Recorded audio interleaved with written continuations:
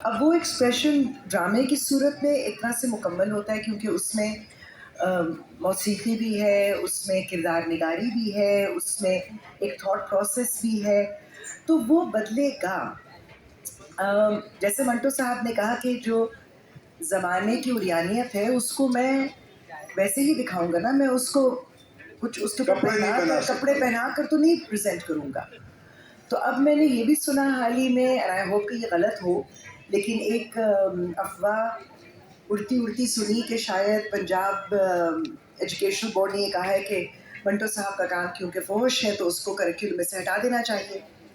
तो अगर उन्होंने कहा होगा कम फ़ोहश है, हटा दें, हटा दिया गया है। तो अब आप ये देख लीजिए कि तब्दीली जो है वो इस तरह से भी हो रही है। आज जिस माशरे में हम रह रहे हैं, करंटली आई एम श्योर यहाँ जो लोग बैठे हैं वो सब केस नंबर 9 देख रहे होंगे, अगर सब नहीं देख रहे होंगे तो बहुत सारे लोग देख रहे होंगे, मर्द हजरात भी। उसकी वजह ये नहीं है कि वहाँ पे कोई सेंसेशनलिज्म है, उसकी वजह ये है कि अनफॉर्चुनेटली अब हम माशरे में जहाँ खड़े हैं हमें ऐसी चीज़ों के ऊपर ड्रामे बनाने पड़ रहे हैं क्योंकि ये वक्त की ज़रूरत भी है। आपने घर बैठे जो लोग देखते हैं, आपने उन्हें कुछ मीनिंगफुल भी देना है।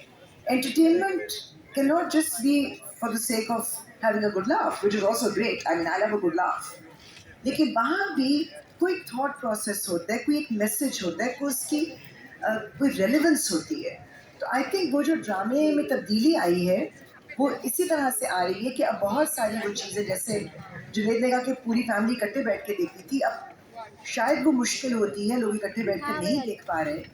मगर मैं अगेन केस नंबर 9 का हवाला दूंगी कि मुझे खातून ने कहा कि मेरी मियाँ ने कहा कि टेलीविज़न का बंद कर दो, बेटी के साथ नहीं ये देखना चीज़ें। लेकिन मैंने बाद में एक्चुअली बेटी को बिठाकर उसके साथ देखा, because she needs to know, so that's